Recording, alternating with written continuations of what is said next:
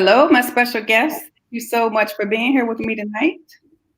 Hello. Hello. How are you? I'm well. Excited. I've been counting down for this episode tonight. So thank you all for being here.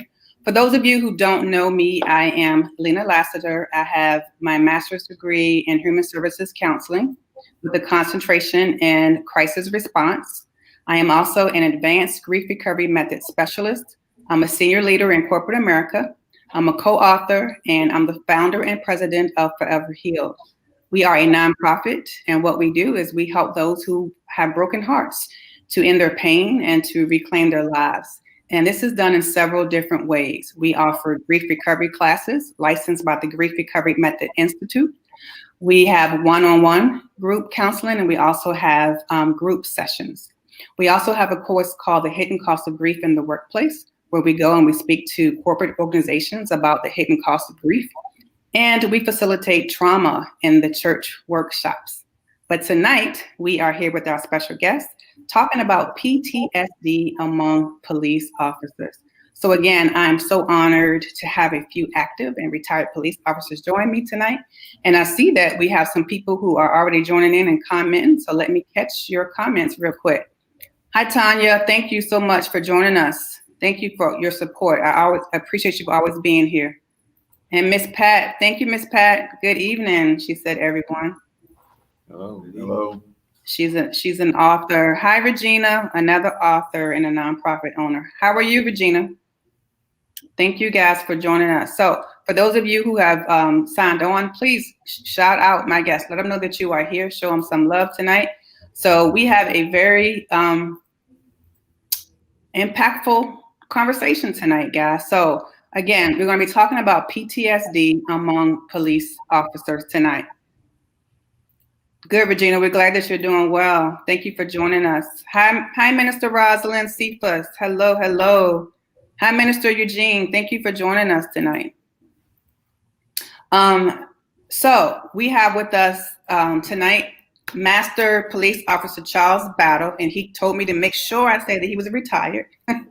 We have Sergeant Anthony Franklin here with us tonight, Sergeant Kenneth Peterson, and Officer Carol Adams. So Master Police Officer Charles Battle, he's retired, and he served for 25 years on the Richmond Police Department, and he's currently a Veterans Affairs Police Department. Sergeant Anthony Franklin is active, and he has served for 23 years in the Richmond Police Department. And Sergeant Kenneth Peterson is active, and he has served for 23 years as a Richmond police officer. And Officer Carol Adams is active, and she has served for 22 years on the Richmond Police Department. And Officer Carol, I have to shout you out. A little special thank you tonight for all the work that you do for women and children who are victims of domestic violence. I want to scroll across here real quick. Your foundation, the caroladamsfoundation.org. Please go out and check out the work that she has done. I have actually walked in a couple of her walks that she's had here in Richmond to help promote awareness. So it's a pleasure and an honor to have all of you here tonight. So again, thank you. Let's see, you guys are getting some more love. Hi, Tanya. Thank you for joining us tonight. Hi, Chastity. Hello, Mr. Brad. How are you? Good evening. That's my cousin. And Tanya says, hello to all of you, all of our guests. So this forum is to address the trauma that police officers are faced with on a daily basis. So please note that the officers on this panel are here to provide education, and they are here to give us some insight into their daily responsibilities as an officer, right? So we're not saying that they have PTSD. And we are hoping that this conversation will promote insight into the challenges that they are faced with and the possible mental challenges as a result of what they are faced with. So we're going to talk about that tonight. Let's see. Yes, thank you, Officer Carol. Thank you. Yes, it's just an honor to have all of them here. Keep your comments coming. Keep showing them some love. I really appreciate it. Why are we doing this, guys? I want this session to promote healing. I want this to be the first of many conversations that we have to promote healing on both sides, right? I think it's time for us to hear truth. And just like with anyone else, you don't want somebody judging you for what one person may have done and say that it's a whole group of individuals, right? So I think to hear police officers who have been doing this for 22, 23 years, 25 years, right? They have to have a passion for this, a heart for this. And I always say a calling for this, because you guys definitely aren't doing this to become millionaires. I have said that, before. So you're definitely doing this for, again, maybe you're passionate about it, a heart for it, you want to serve the community. So I want people to understand that, to hear your hearts, and just to hear what you are faced with on a daily basis. So yeah, she said, thank you for all your support. So we just appreciate, again, you taking the time out of your busy schedules to come here. This is the safe place, again, just to promote healing. So I thank all of you for being vessels with me tonight to promote healing. Thank you for your service, Minister Eugene said. So I want to talk a little bit, guys, and just talk about what we've been seeing over the past 3 years in terms of police officers and suicide. So there's this organization called HELP, Blue Help, Blue HELP. They're a nonprofit, and they are dedicated to acknowledging the service and sacrifice of enforcement officers that we lost to suicide. So over the last 3 years alone, we have seen an increase in suicide among officers, law enforcement professionals. So 168 deaths in 2017, followed by 172 deaths in 2018, and then 228 deaths in 2019. So were you guys aware of those statistics? No. I'm not aware of it. Thank you, fellow officers. Do you got Chuck? Thanks for joining us, Chuck.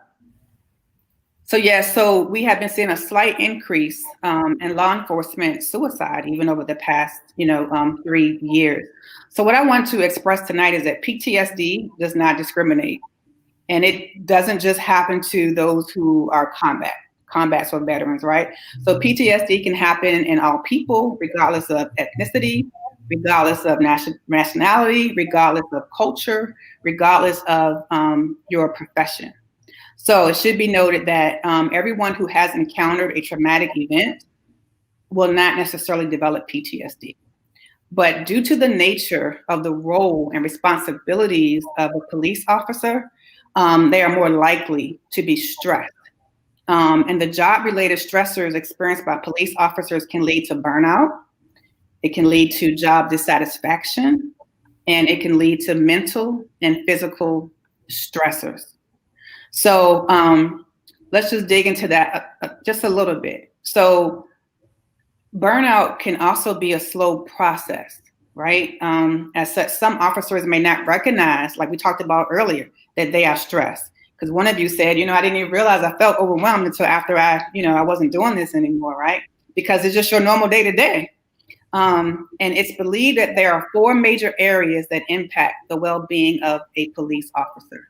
So I just want to educate you tonight. So the 4 areas are the organization, obligation of duty, working within the criminal justice system and the public, and personal challenges. So when I talk about stress that comes from the organization, I'm talking about caseloads. I'm talking about long working hours. I'm talking about the compensation. Other stressors may include lack of appropriate equipment, shift work. What about unsuitable partners? These alone can cause PTSD. So just think about that. Like that alone can cause PTSD. We're not even talking about going out on the street yet, right? Answering a call, just the things that you deal with within the organization alone. Like that was mind blowing, to me. So I'll stop talking to see if you guys have any comments about that.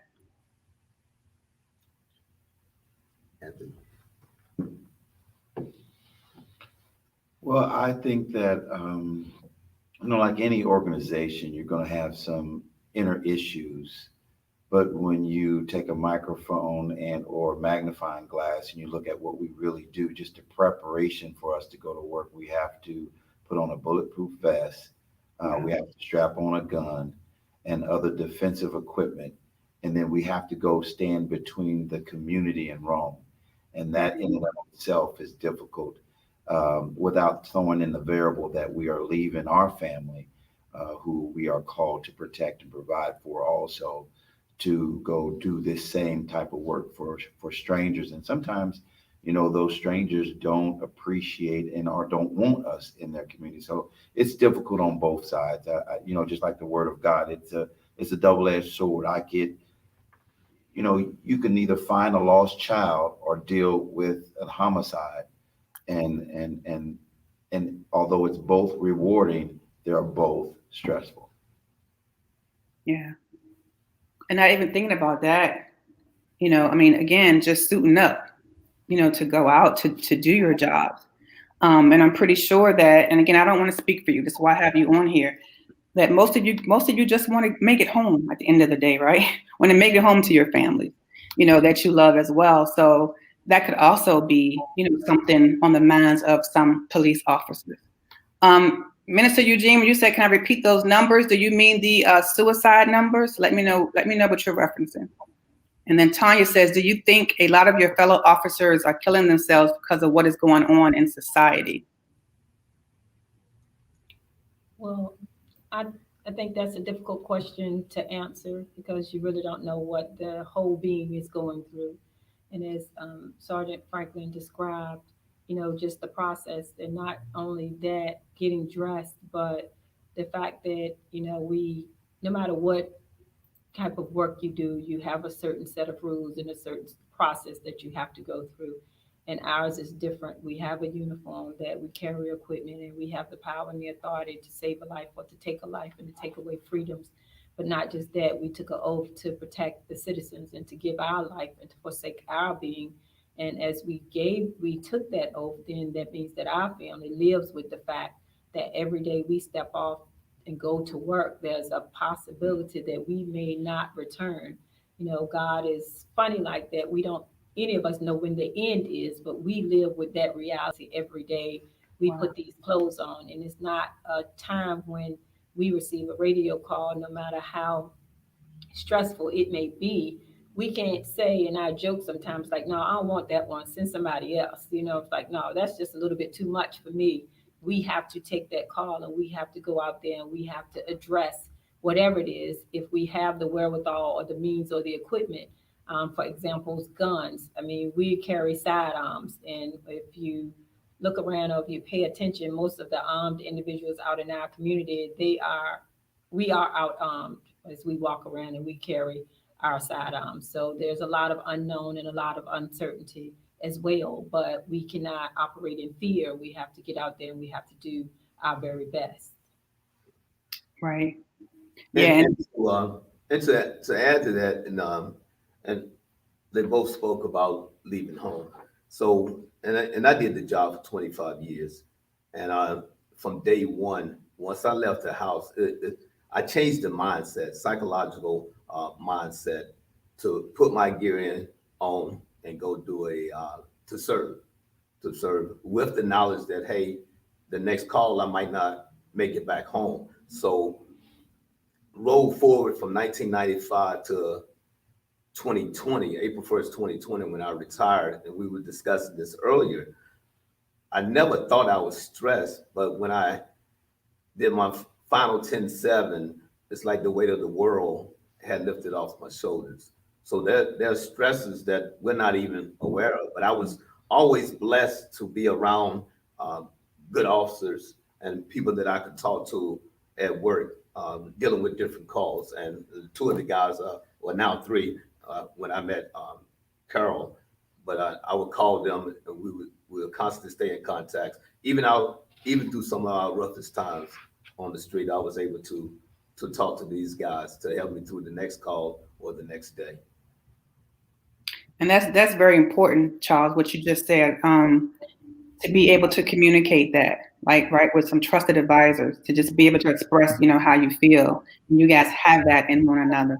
And me just watching you over the past 45 minutes, it's almost like y'all just blood family, believe it or not. It was just cute watching them guys just interact with one another. They're very protective of one another. So it's just nice to have that peer group, to kind of lean in on, during those times. All right, so Minister Eugene, I'm going to repeat these numbers for you. 168 deaths by suicide in 2017, 172 in 2018, and 228 in 2019. So, and then to Officer Carroll's point, tying to your question, people commit suicide for, reasons that we don't know. And we don't know if these officers are having things going on at home, other issues. You don't know, what pushes somebody over the edge, to do that. So we can't say it's because of the job necessarily, because sometimes somebody go through a divorce and they just can't take it. Like that's the last straw, and they commit suicide. But just varying, reasons. People commit suicide when they feel like there's no hope. There's no hope beyond whatever pain that they're going through at that moment. But yeah, it's just alarming to see the numbers, going up over the past 3 years. So, Ms. Lassiter, I think it would be great to see a comparison as to overall suicides and to be able to compare those to the police officers, because we got to look at 2020 and 2019 where there was a lot going on in the world that, would have put people in places of depression, isolation, and all of those things. And and as we have this conversation, I just want everybody to remember that we are just human beings. We're just moms, grandpas, and grandmas, and just sons and daughters and brothers and sisters. So, the being an officer, that's just our profession. We're just like everyone else. So whatever hinders, harms, or, impacts us is just like you in your profession, a doctor, a lawyer, Indian chief.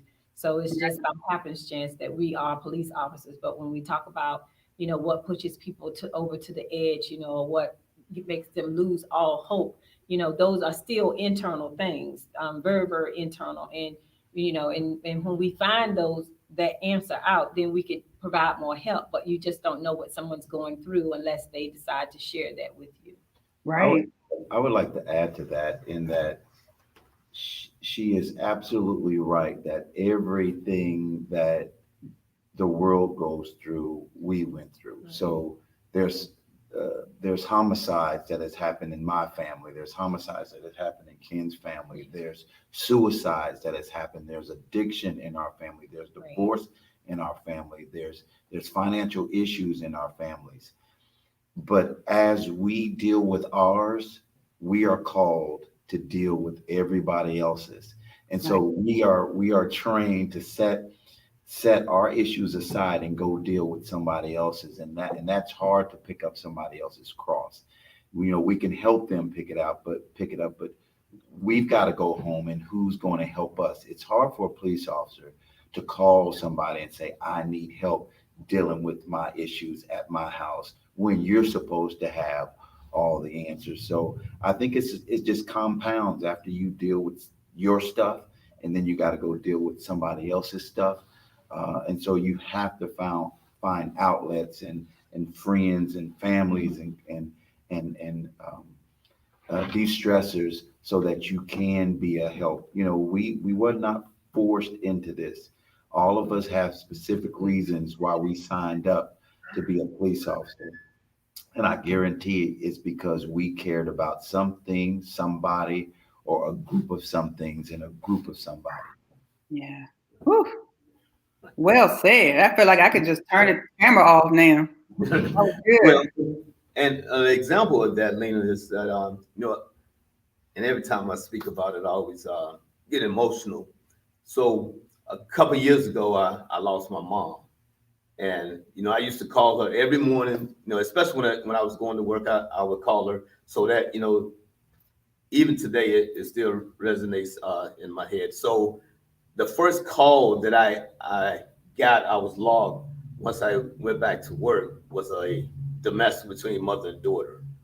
And that was, I think, in 25 years, one of the most challenging calls that I had to deal with because I was still going through my emotional state, and then I'm watching somebody constantly, you disrespectful, to your mom. You don't have a one mom, so that was one of the hardest things that I had to deal with. But after the call, I went to my quiet place for a moment because people don't understand. As a police officer, you can go to a domestic, you go into a gunfight next, or next thing you know, you're going to a fire call. So we wear many hats. But I went to my quiet place and I had to find my inner peace, and I picked up the phone. I don't know whether I called Ken or Anthony, just to hear an encouraging voice.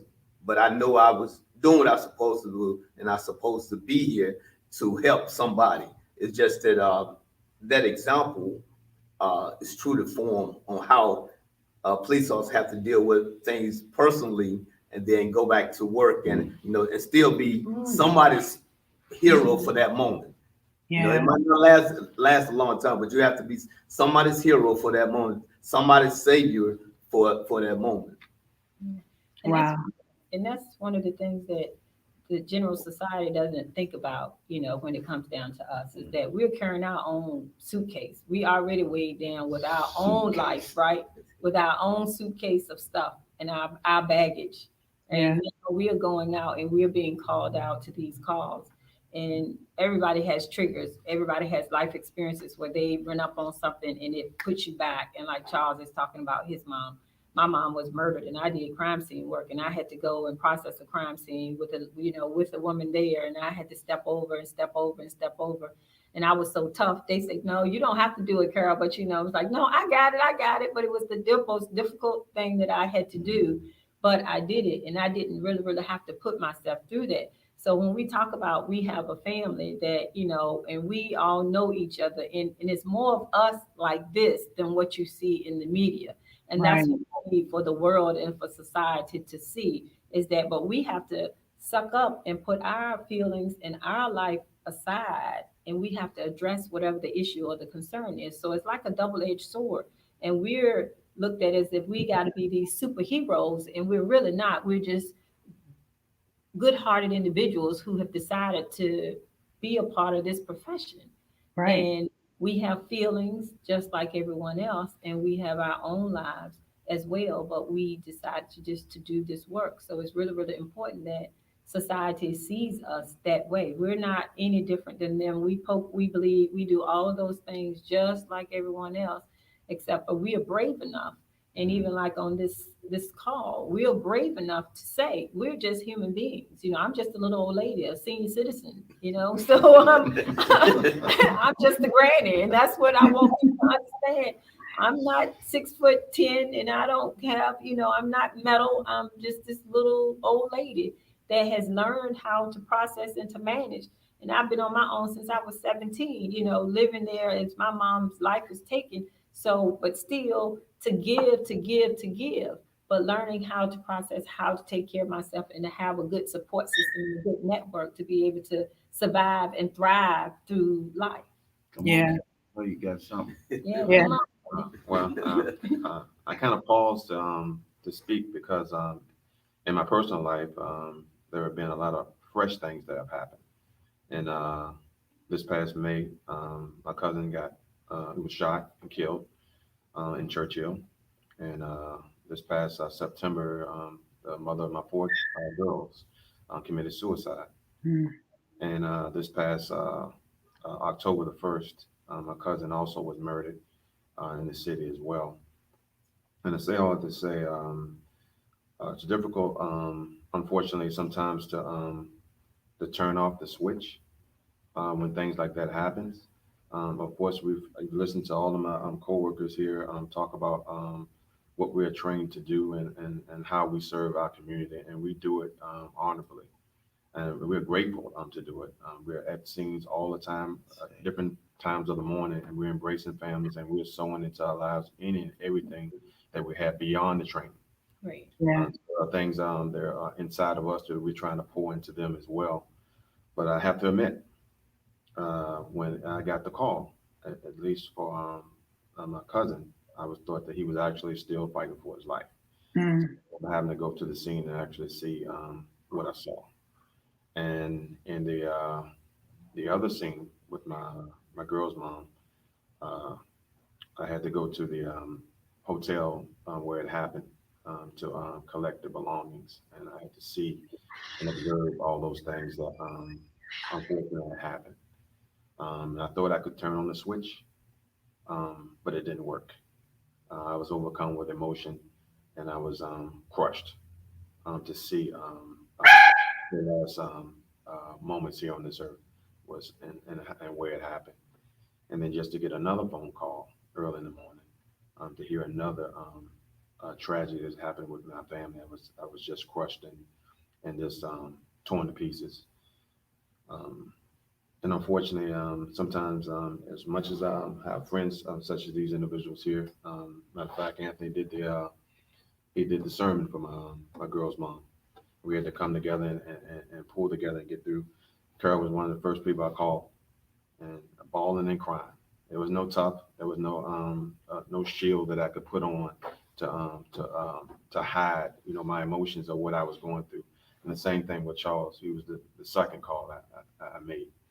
But with all that being said, even today, I was asked by my family to say the first scripture, Old Testament and New Testament, and also on the prayer of comfort for my cousin, my cousin's homegoing. And that actually was for me today. I had went into a cave and I decided that I needed to take a break from all this death. I needed to just pull my resources and try to get to a space where I needed to be able to function in the way that I normally would function. Because I also didn't know that I was grieving. I was in denial. I was in all those things. I felt numb in everything. But I felt empowered today. One, because of my faith. It's the same things that I told the loved ones that I speak to on crime scenes. The same exact things is what I was telling my family today. That was a sense of empowerment for me today. And so normally I would come and probably say a whole lot of things today and comment about things. But I hesitated today because everything has been so fresh. But I'm so grateful, one, for the citizens that I do serve each and every day because they do pour in my life as well. Yeah. Yeah. I'm also grateful for not only these three individuals at the table, but the extended family that we have. The constant checking on you beyond the day of the event or the funeral, the things that have happened. That's real important in terms of healing. Yeah. Servants in our community, that's what we do. We don't even think about it. We care, but we treat them as if we would treat our own family, and we want to see the best in them each and every day. And so Yeah. I'm very grateful for this opportunity. I thought this was an intervention, and I saw Family Hill. I was like, oh my gosh, I don't know if I want to go in here. I know. I was like, oh my God. But, Well, you know what? Thank all of you for just being so raw and honest and open, because I think it reminds us you are human and you have feelings and you have emotions. And guess what? God created us to grieve, and it's okay. And it was just great hearing you say, you know what? I need to take that cape off, right? And just be human for a minute, sit in it, and allow yourself to go through that grieving process, because it's a growth process. And I say a lot of times, Sergeant, we don't know we're grieving because we weren't taught what to do when we lose things. And some of my viewers have heard me say this before, but I just want to say it for you guys. Just think about it this way, right? I'm going to give you a very simple example of how we weren't taught. So think about being a kid and you hurt yourself. And sometimes as parents, what we do is we kiss those little boo-boos and then we cook cookies and we bake cakes, right? And then we teach our kids how to eat and not feel. You lose your first pet. We buy the kids another one, but we never asked them how they felt. And now we learn how to replace things. And then we have our first heartbreak. And we always say, well, there's more fish in the sea. Is there a loss? And it probably is there a loss, right? I agree. But then we're teaching, yeah. But then we're teaching right now, replace people with people. And then we fast forward it, someone passes away at work and we get this bereavement time, it's 3 to 5 days, then we teach you how to get over it. Get over it, right? So now we learn how to eat, we learn how to replace, and we're taught to get over it. So we don't even understand that we're grieving because there's so much literature and so many things about how to acquire things, right? All these things, how to get, but no one teaches us what to do when we lose things. So when we're grieving, we don't even recognize it because it's uncomfortable. We don't talk about it, but it's a growth process. And God created us to feel. He created us to grieve, because there's healing in our tears. So I'm glad that you, virtual hugs, first of all, right? And then what we end up doing is we end up saying hurtful things that could, and we mean well, but then we just start saying just hurtful things, right? Oh, well, they're in a better place. And yeah, they may be, but you still hurt. Well, God doesn't put no more on you than what you can bear, right? I mean, people mean well, but when you're hurting sometimes, these things are hurtful, to us. So I can't imagine what you and your family are going through, with all of these losses. But what I heard you say is that you allowed yourself to sit in it, and you talked through it. So I thank you for that. And just showing the human side of you all, because you are human too. I don't want what he did to go unnoticed. Because like him, my father died, and 2 months later, my son was killed right here in Richmond. Mm. And so what he did today is what I wanted to do today. When Bruce called me, I said yes, because anytime one of the core group called, we're gonna say yes. But I didn't really mean it when I said yes to him. because as today grew closer, I got my own issues to deal with, and Ken was dealing with his own issues, and there's something that's bigger than us that says, go pour out more anyway, go give more anyway. And I don't want to kind of not deal with the elephant in the room. It is and has been difficult for us, especially the last couple of years, dealing with our community in the uprising and our police department being questioned, because which one do we belong to? Yeah. The police department, I have been questioned by other officers what side you on, and I've been questioned by these what side you on. And I'm telling you the truth, I don't know what side I'm on. I try my best to stay on the side of right. And in us staying on the side of right, sometimes we're in conflict with the organization in which we are employed, and sometimes we're in conflict with the community in which we belong. And so it's difficult, but we walk that tightrope every single day.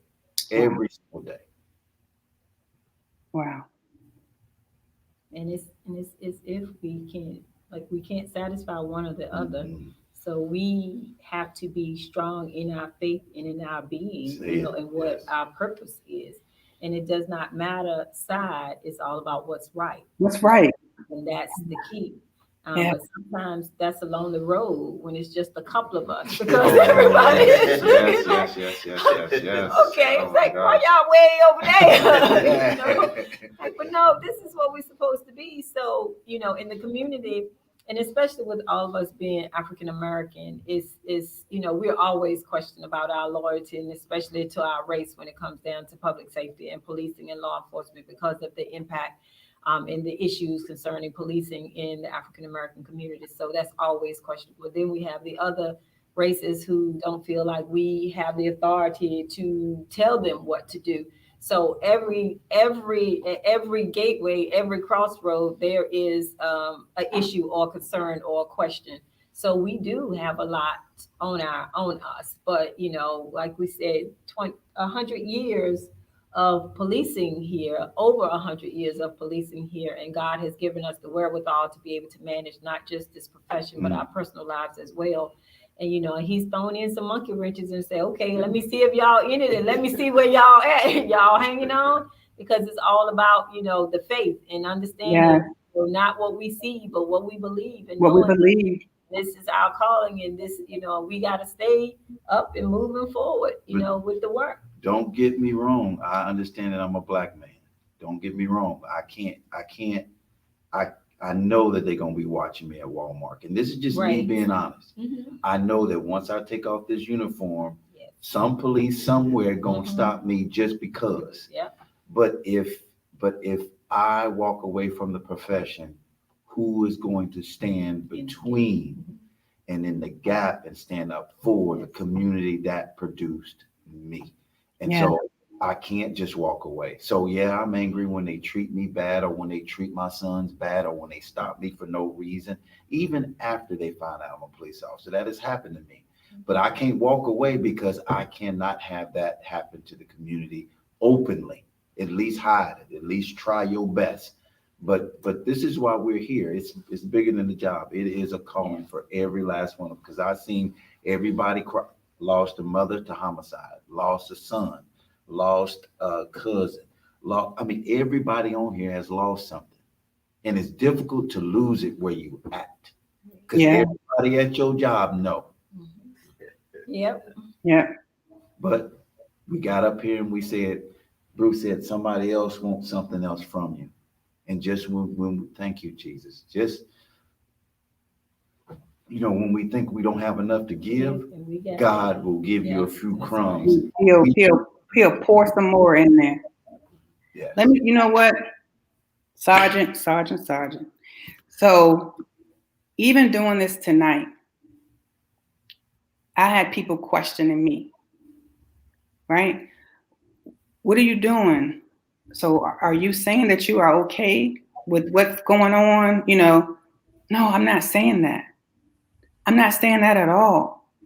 What I want you to see and what I want you to hear is what you guys actually brought to the table tonight. Just pure love, honesty, to even question why I'm doing this. Am I taking a side, right? No, I don't have to take a side. I'm doing what's right. I'm doing what's right. And what's right is educating those who are watching this with us live tonight, those who are going to be watching this replay, so they can truly hear your heart. They can truly hear your struggles. They can truly hear your challenges. They can truly understand that you are human, just like, we are. So I'm grateful, that you even addressed that, because I didn't even want to put that on you guys tonight. I don't want to put any more on you than what you need. But I think you just said it so beautifully, Sergeant, about that. I just want to do what's right. Sometimes it's not even about taking sides. So I'm glad that you guys were brave enough to even come on with me tonight, because I'm telling you, I was struggling a little bit too. Can I be honest? I was like, ooh, I don't know, because people were questioning me. I'm not turning a blind eye to those who abuse, their power, misuse it. I'm not, I'm not turning a blind eye to that. But what you just said, like, if I'm not here, who's going to stand in the gap? That was beautiful to me. And people need to hear that and understand that that's even a struggle, that you go through. So again, thank you for saying that, because I'm like, you know what, I can be free to be honest too. I was struggling with this too, but I was excited because I know God told me to do this. And I know this is a call for you guys. We talked about it earlier. Nobody took this job saying that, I'm going to be a millionaire in a month. No. Not in 25 years. Right. Yeah. It's definitely a call, and to hear the passion, in all of you, it's a beautiful thing. We have so many comments coming through. I'm trying to keep up. Let me see. How has the Black Lives Movement affected PTSD on the force?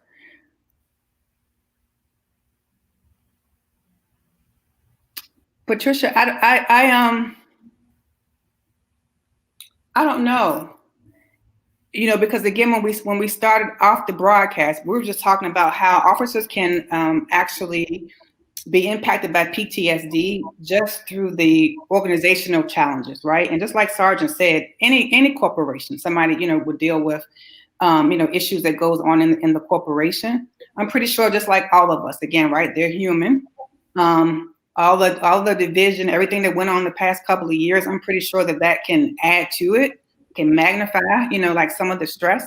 But I don't know if that movement alone, is a contributing factor to an officer having PTSD.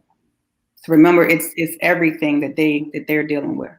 But we can address that because, as we watched the events and the unrest of last year, I can say that I was torn, because it was about, how African American people have been treated. And when we watched what happened to George Floyd, we all wholeheartedly disagree with the actions of those officers at that particular time. And then as we saw things unfold on our city streets, and we were there and we were targets of being traitors and stuff like that, but then being watched by others in our department. So, but that's something that we've had to live with. And people need to understand that African American people have not always been a part of public safety and law enforcement. So it's just like being the first of or the second legacy generation as to how do we still do this and do it in a proud way. And so we are still fighting some of the same struggles internally as well as externally. So we're not exempt from that, and we're not turning a blind eye. But what we've done is we put on that thick skin.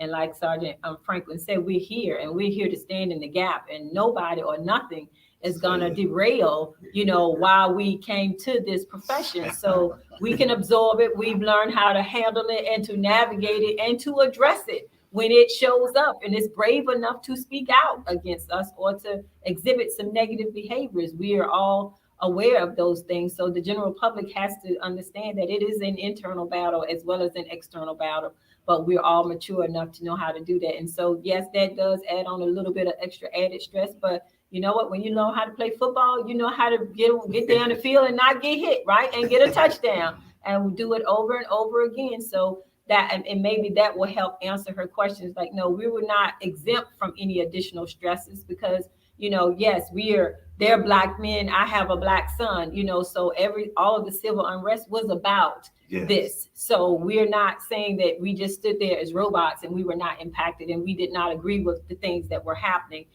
But on the other hand as well is that we cannot accept responsibility for another officer's bad behavior or what another officer has done.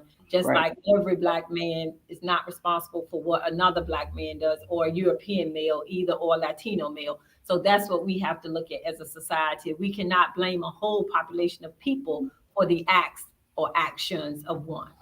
Come on. All right. Is it more dangerous to do the overnight calls than the daily calls, or is it the same thing? It doesn't matter. It's the same. This is the city of Richmond. Yeah, that's right. So I think in 1995, when I got here, Ken is from, and you can correct me if I'm wrong, I think the homicide rate then was over 100. I think Richmond may have been number 3 in the United States, murder capital per capita. So, and that was when I was coming on the police department in 95. So daytime and nighttime was rolling. So it was no such thing as, you got your quiet time or peak time. As a rookie on the street, I worked in Church Hill, and I can say we were so busy with shootings. I used to work and secure crime scene, homicide scenes by myself because we were spread thin and also was on other crime scenes. So that is no night or daytime with that. No. And I can recall when I was a rookie, I went to a call and there was some gentlemen sitting on the porch. And when I pulled up, they all went in the house. So I told the dispatcher to tell them they have to come back outside. So as I turned around and walked away and went to my car, all I heard was pow, pow, pow. I said, oh man, they shooting at me. And I'm trying to get in the car. So when I get in the car and go around the block, 2 men have been shot on Dove Street, on First Street. So, those are things that we don't really share. And I wanted to say this as well when we were talking about our families. These are things that we can't go home and tell our loved ones, because if not, they will not let us go back out and go to work. So that's an additional stress, is that, we have things that we can talk about amongst ourselves and that we experience, but You know, these are things that the average person never even imagines. Like when you go to work, you're gonna be running from and ducking bullets, and then when you think that you're safe, you run into a car with a dead body in it, or two dead bodies, or three dead bodies laying along the street, and you got to spend some quality time with them because that's your Yes. job. job. That is your That's job. right. That's right. Now, I do remember Sergeant Franklin, when I came back, I'm a military veteran as well. So I had come home from deployment in 2004, and they had developed a citywide drug unit, and we was pretty busy. And it was nonstop. It was nonstop. I recall, I think it was First and Front Street. A young lady was shot, and Sergeant Franklin was actually in the car, and I could see this, you know, as I talk about it. He was just holding her and just praying and asking her to, you know, just hold on it, and so even after that, after we cleared that, you know, he still had blood on his hands. We had to go back to Right. work. You know, we still had a full shift to do. There's other calls, there's other things that we needed to take care of. You know, some people always said that, you know, you never judge a person until you walk a mile in their Right. shoes. You know, so I took that on a long time ago. A long time ago. Never, you know, we all are human. So, you know, we come in and, oh, well, this person should have did that. But, you know, I try not to judge people. And I just, and my band of brothers, and I call Curl when Mama speaks, you know, so, but I have been blessed. I'm surrounded around some great friends, co-workers, and I have a great family. So that has helped me out the last 25 years. Amen. You guys are getting so much love. I mean, people are just thanking you for being so open and honest. Someone says, an honorable assembly of people. They just go on and on and on. That you all are displaying the greatest commandments, which is love, and you are doing it in spite of not getting the same return to you. Thank you for your courage and your commitment to serve. It's pouring in. Yes, he said present traumatic stress syndrome. Yeah. We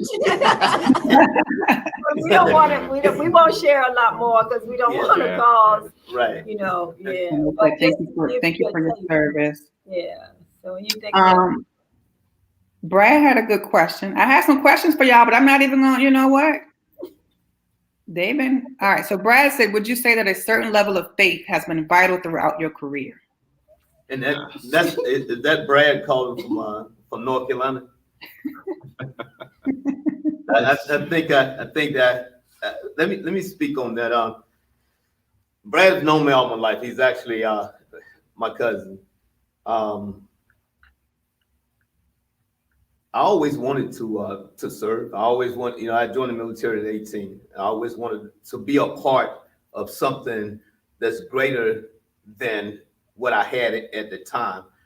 And when I came on the police department, me serving was one of the things that I always wanted to do. And my faith, you know, at the time, you know, I had faith, but I didn't have faith. If you understand what I mean. But, you know, God have a way eventually not or say, hey, you know, I need to get your attention. And it happened to me when I got sick in 2012. So after I went through my sickness and illness, and I had to realize, even talking with Anthony, who's my pastor, Franklin, actually, I had to learn to get out of my way. And when I came back to work, I started seeing things differently. You know, I started policing by sight, by faith, not by sight. Yes. So a lot of things opened up because I got out of my way. And I know that I couldn't have made it this far without God and without the support of my family, you know, Brad included, and my brother, who's also in law enforcement. I think he's watching now. So we talked a lot. My best friend in North Carolina, we talked a lot, who was also in law enforcement. And no, I do have friends that's not in law enforcement that I talk to as well. But a lot of times you want to talk to people that like you is going through some similar things and how they dealt with it. That's good. Charvette Mitchell said, "Thank you for the real conversation." Thanks for joining us, Charvette. What'd you say, Ken? Go ahead, man. I've just been really blessed. I take the word public servant very seriously. It's just through my whole entire career, going from call to call, it's all about prayer. It's all about getting my mind right before I even leave the house. All of that takes a huge piece in what I do for my day-to-day, within my day-to-day job. And it helps govern me. And it makes things easier when you have that conversation, if I can speak on faith, with the Father, as things can sometimes get difficult and challenging, because everybody's not on the sometimes on an even playing field. Right. I think we talked about stressors earlier, where people are way up here and then some of them are way down here, and you got to try to meet them where they're at, without getting pulled into too much yourself. And so you want to be able to serve and want to be able to help. And like I said, for me, my faith has pulled me through it all. And I'm just grateful, again, for the Father for allowing him to use me as a public servant and to be able to be, I guess, to be put in the gap as well. Anthony said, for people sometimes that they can't defend themselves. Amen. Well, speaking of Sergeant Anthony, this was a question for you. How was the transition from being a police officer to a pastor? It's no different. I think if you talk to Anthony, you're talking to the pastor. If you're talking to the officer, you're talking to the pastor. And,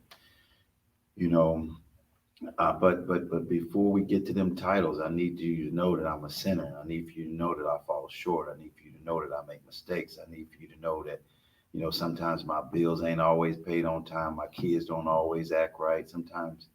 And so, I think what keeps me is the simple fact that yet for the grace of God, there go I don't have one male cousin that's related to me that hasn't been in prison, not down at the jail, because I've been down at the jail on the other side, handcuffs in the back. I've been there, but I'm talking about I don't have one male cousin that has not been in prison. And so I know that by God's grace and mercy, that's where I'm not at today. And so that's how I'm able to serve, because it could have been me. It should have been me. So there's no difference. I try to live my life accordingly. I don't tell too many people that I'm a pastor. They should see that I'm a good person.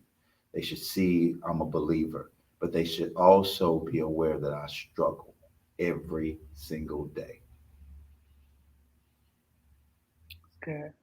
And I can attest to. You're going to attest to my struggle? Pastor Anthony or Anthony. Like I said, I've known him for years, and before he became a pastor, obviously we're all brothers, and you can tell we all joke around, but we're very close. When one call, we all show up. No matter what's going on, somebody is going to show up and support. But he's Anthony. He's Anthony 24/7. He's Anthony. So, and being my friend, it is a plus, but being the pastor is a plus. But he's Anthony 24/7. And we should know them by the fruit that they bear. And I'm telling you guys, I was feeling it. I was feeling it earlier, just having conversations with them, prior to jumping on. This is who they are. This is who they are. When they were speaking, the word of God was just flowing out of them. So this is who they are, right? So definitely purpose over position. All right. So Tanya said, is the homicide squad more prone to getting PTSD and are killing themselves opposed to regular officers?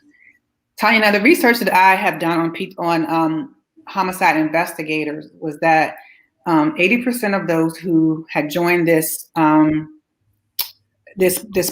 80% of them had PTSD But what it didn't do was compare apples to apples. So I can't tell you if, if they are more prone to PTSD than any other officer, because this research that I did was just specifically on, homicide investigators. So it didn't really do an apple to apple comparison of them. So I really can't speak to, if they are more prone to getting PTSD. But what I can tell you that 80% of them who participated in this program, they were diagnosed with PTSD. But something for Tanya to know is that the homicide investigator arrives after the fact. Yeah, exactly. It's the first line patrol officers that are responding to find those persons who have been shot, who may be taking their last breaths. So you have to, that's where the research has to be done. Yeah. Those officers, they just show up and they start to investigate and ask questions. The crime scene investigator has to spend quality time, but those first line patrol officers that are responding, then those are the individuals who would be significantly impacted, because it could be 2 shootings or 3 shootings a week in your precinct or in your area where you're policing. So those are the individuals that will be more significantly impacted than the homicide investigator, because the role and the responsibilities are totally different. She just simply means the shooting is over with. Right. Right. I wanted to say it delicately. Right. But no, I mean, we get the point, right? Because again, the frontline officers, again, they're the first on the scene. So even what I said earlier, they could be the first on the scene to a psychotic episode, right? And trying to de-escalate that.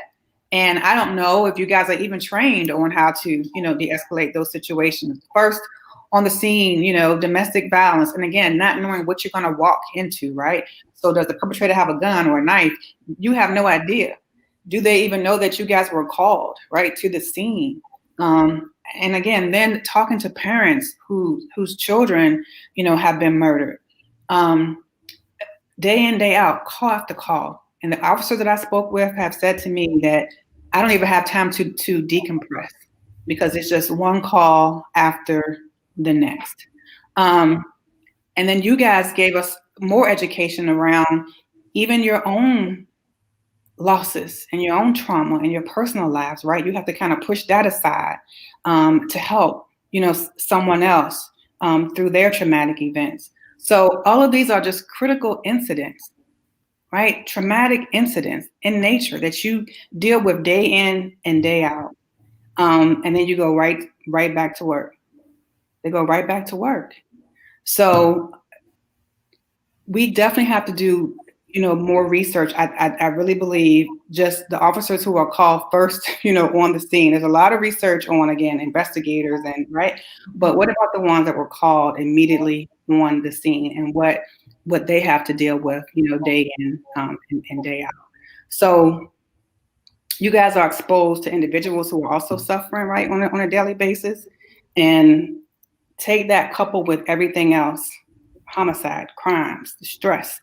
It can definitely be a challenging role.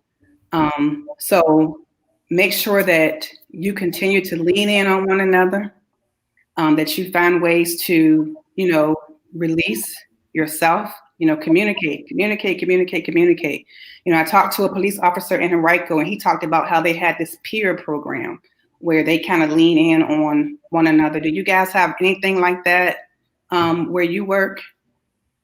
With that Look how they're looking at each other. Yes, they have a critical incident stress management team, and it's a peer support team. And we've had our team since 2000, I believe. And we have been providing that support. And one of the caveats to that was that we would look after each other. We know that our number one would change. It would be continuing evolving from one person to the next, but we are here and we are family. And we vowed that we would look after each other and take care of each other. So when critical incidents happen, we're here to support each other and to be there and to step in and to step in the gap. And we do just that. Yeah. Well, we have a minute left. I want to be respectful of your time. This has been a great conversation, very engaging, as you guys can tell. But I do want to just leave the floor with you, the last words with any of you who want to express anything additional tonight, right? So what do you want those who are joining us tonight or watching the replay, what do you wish or hope that they take away from this, this broadcast, or anything that you just want to share tonight? Any last words for our viewers? Well, I start. For me, there's so much in the media, negative stuff dealing with police officers. And yes, we have police officers that do damage to the reputation of the good police officers. So versus looking at the news and listening to media, just reach out to a police officer, have that tough conversation, or find Carol Adams and and have that tough conversation. We are human, and I think if you sit down and just have a conversation, and the same thing with police officers, we just have a conversation. Yeah. And I would say the same thing, continue the conversations. And I think we all can grow from learning both sides. When things go on in our community, we are a part of the community, so we should be having these conversations on a daily basis. And so that's the only way that we can continue to grow and get better. And what I want to leave with them is that, we have filled this gap for 25, 26, 27, 28 years. And now we need the next generation to step up and fill these gaps. And, we've all had significantly good experiences with police and then some relatively not so good. But I want to encourage others out there that this is an honorable profession. And for some reason, we have always been pushed away from it as if we're not intelligent enough or good enough. But we have to, in order to make change, create change, you have to be a change agent. You have to become a part of the process. And if you want to give another African-American person, Latino person, or European person a better experience than what you've had, step into our shoes, as Charles said, and take up that sword and take up that weight and fill that gap. So we encourage you. We are hiring. Please come on board. This job is the best job in the whole wide world. We have a great time. We have fun. We take care of each other. And it's not one day where I've come to work and I've gone home and said, nope, I don't want to do it anymore. And that's what we really, really need for your audience to know, that we talked about some of the things that happened, but you know what? We love it and we wouldn't give it up or trade it, but we're here and prepared for the next generation. So you need to come on before we go. I just have to, say thank you to my wife, to my family for, for allowing me to do what I do. And then I want to say thank you for the community for allowing me to serve.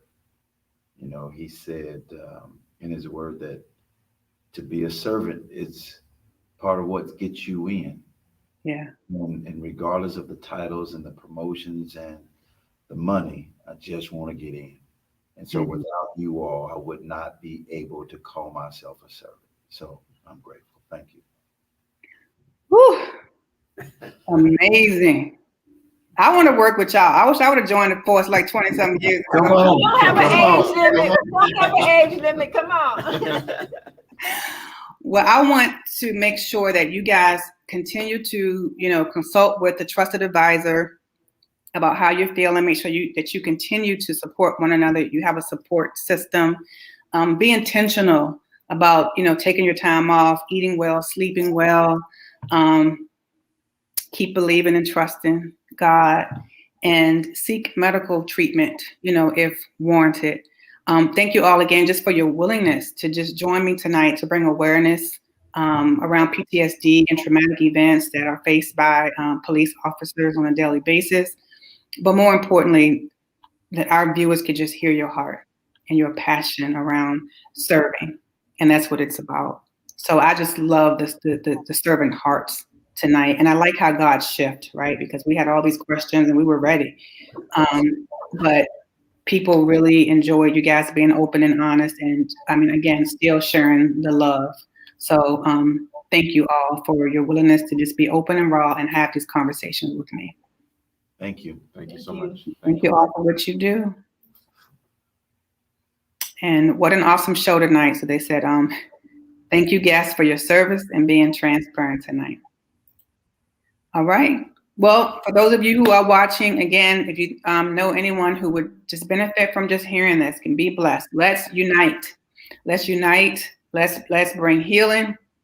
Let's bring hope to our communities. So share, this video. Thank you all for joining us tonight and coming up with all these questions and comments. Tanya, I saw your question about PTSD and family members. PTSD and family members, sometimes they do suffer from secondary trauma. I don't want to dismiss your question, but the officer said tonight that they tried not to take it home, like to their families. If they were taking it home to their families, some family members could have secondary trauma. So I don't want to dismiss your question. Thanks for your question. You guys have a blessed night. I pray that God will just comfort you and give you some peaceful rest. And we will see you all in 2 weeks. I'm going to ask my panel to stay put. Good night, everybody. Good night. Good night. Good night.